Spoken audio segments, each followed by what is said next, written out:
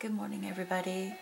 I am working on a Christmas stocking this morning, and I've been up since 3 in the morning, and I've been really enjoying watching so many beautiful knitting podcasts. I just wanted to say a big thank you to Mandarins and Ina Knits for putting on such beautiful knitting podcasts. It's such a nice thing to wake up and feel that you're not alone in the world, and seeing other people knitting and doing really special things to make hand knit wardrobes and beautiful hand knit sweaters, and people looking for natural yarn and hand dyed yarn and yarn made from natural dyes, and seeing people taking long walks in beautiful locations that I'll probably never see. And I really wish that I could reciprocate by doing something special like that. I live in Southern California, and my son has allergic asthma, so we've been sheltering in place really intensively the entire year. He's still very young and very healthy, but our doctor advised that we should stay at home. And so I've been doing a lot of knitting this year. And I've been doing so much knitting that I have a big callus on my finger now. And I thought what I would do is do a little bit of a project share on this old Christmas stocking that I started about 10 years ago. And I found it in a magazine, and it's all based on Shetland knitting. And it's super sweet and fun, and I have a special little story to share about my own stocking that I grew up with. If you're not from America, I think, and especially if you don't come from a family or a community where there's a tradition of a lot of knitting, if you do get exposed to knitting, it will probably be from a knitted Christmas stocking here in America. So knitting and stockings and Christmas are probably a really big part of almost everybody's life here. And so I've knit one stocking, and then I knit another stocking, and I never finished the stocking, and so I'm trying to find a way back into stocking knitting. So I'll show you this one here. I did it about 10 years ago, and this was my first big experience with using Shetland wool. And I was very discouraged by it because I didn't like the way the yarn was going from thick to thin. The white skein made my stitches thicker, and the green skein made my knitting too skinny, and it was bothering me so much. And I was super into everything being super perfect. And so what I've come to realize over the years is that the Shetland wool and these rustic wools are the most beautiful wools, but they can be sometimes kind of challenging to knit with. Because I live in a warm weather climate, it does feel really scratchy, and I know that it will soften up after it's washed, and it will bloom and just look beautiful, but I don't think I will want to knit a lot of sweaters for myself in this yarn. So, to make a long story short, the green skein went from thick to thin so badly that it started breaking off, and I had to keep reattaching the yarn every round, and I started seeing little holes appearing, and I was worried that if I put presents in here, it wouldn't be sturdy. And so I thought I could try to reknit it with white, and I put it away in my project bag, and it's been there for over 10 years. So while I was waiting for a new skein to arrive to finish this, I ordered some other yarn, and I was thinking, why don't I make a second one? And so I apologize for that noise out there. This is what the stocking looks like, and it is by Donna Kay, and the name of the stocking is called Holiday Stocking, and it's available for purchase as a single pattern now on Ravelry. And she knit it with Shetland wool, and I knit my first one with Shetland wool that I still need to finish. And I believe it takes, I think she used about 6 skeins of yarn, but I believe it only takes 150 grams of wool altogether. Don't quote me on that, but if you look it up, it doesn't take a lot. And the number of stitches in the round is about 128, so it's a lot less than what you would do for a hat. So I kind of calculated that maybe the cuff and the body would be perhaps 2 hats, and then the boot would be a 3rd hat. So it would be like making 3 hats. So for me, that's about 3 weeks worth of knitting. So anyways, while I was waiting for the Shetland wool to come in, I placed an order for some Garn Mini Alpakka, and it arrived in the mail, and I wanted to knit this second one with colors that reminded me of a sock monkey blanket that I have in the house, and so I kind of went with this color scheme, and I really like the colors, and I have to say I'm not as excited about the yarn.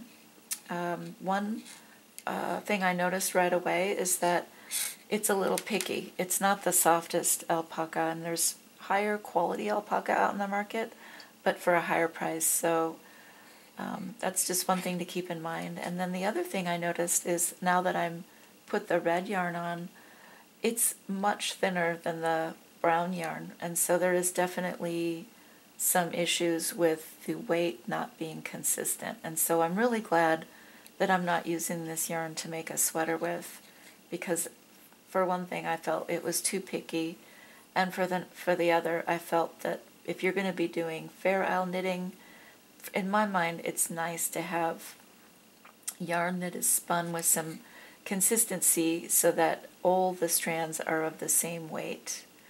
So I went ahead and ordered some other yarn that's coming in the mail soon, and I believe this might be it. It's an old skein that got left in my closet. I think this is the Drops Alpaca, and you can no longer get this in the United States, but they do have a supplier from the UK that offers this yarn for shipping, and I went for it, and I'm really, really hoping that this is going to be soft enough to knit a sweater with, because I'm on a quest to find soft fingering weight yarn that is really good quality. So we'll see how that goes.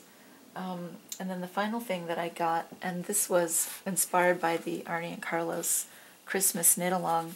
They're going to be doing a video every day for the month of Christmas, which is really got me excited because I want to participate in that. Sorry, there's little bits of hay, I think, in this wool that I keep finding.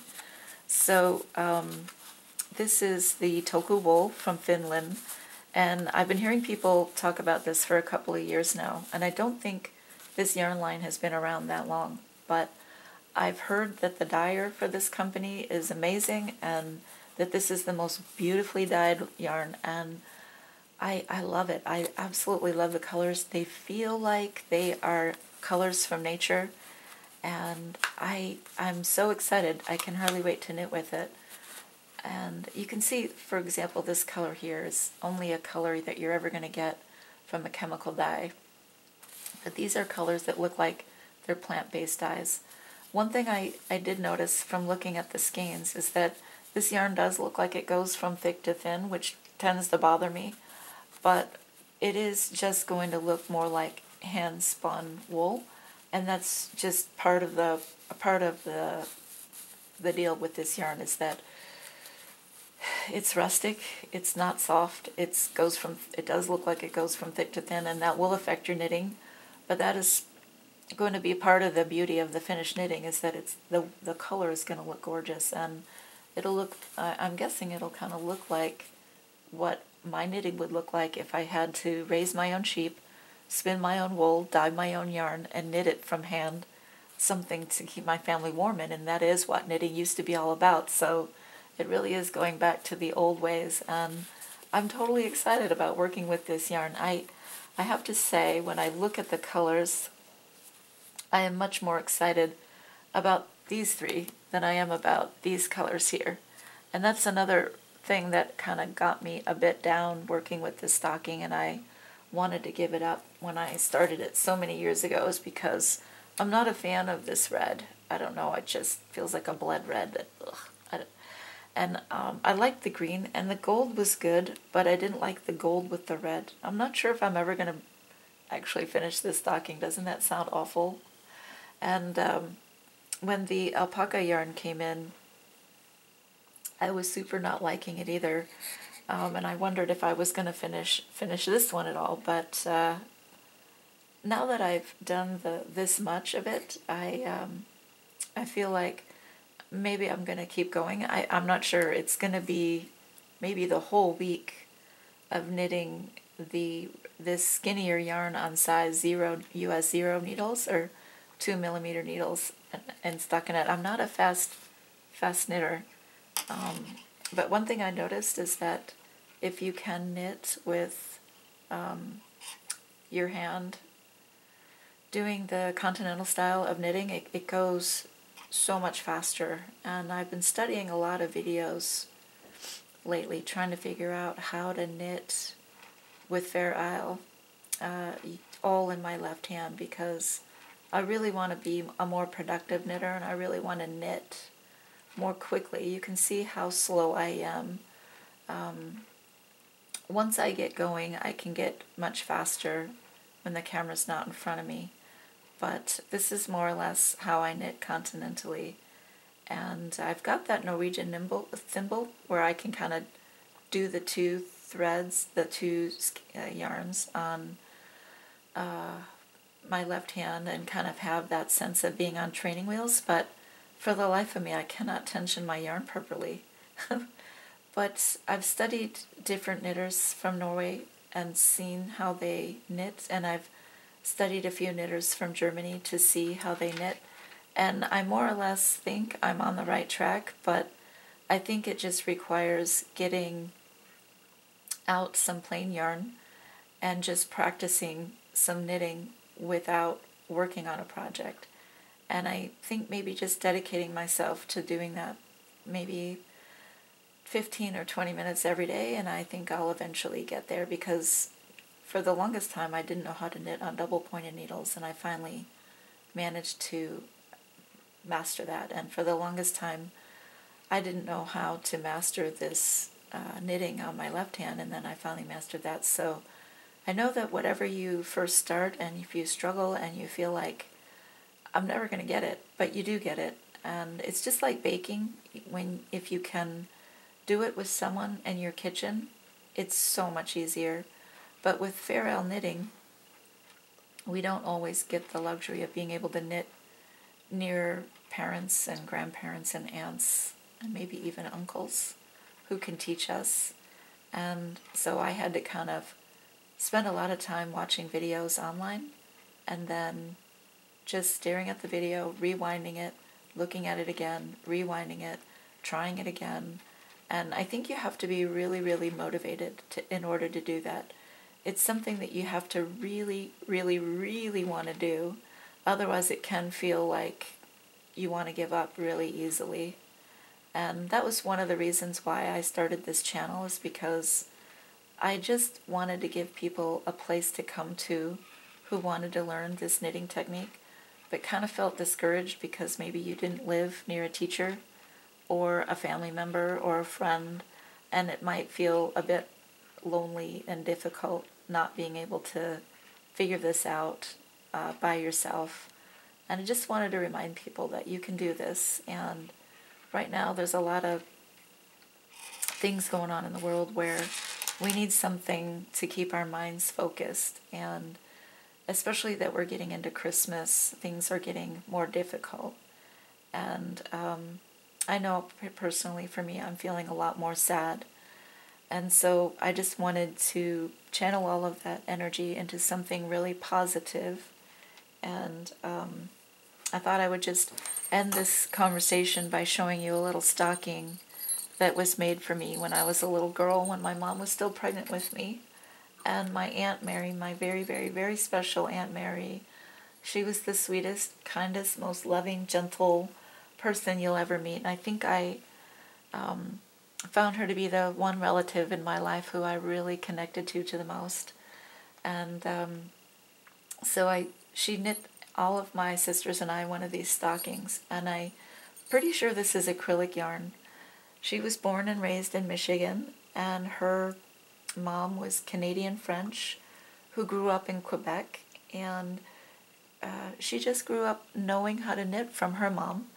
And then my mom didn't get that gene, so I didn't get to grow up learning how to knit. But the whole idea of knitting has always been something close to me. And I think she probably got this stocking as a kit. And we, as little kids, really loved the Jingle Bells.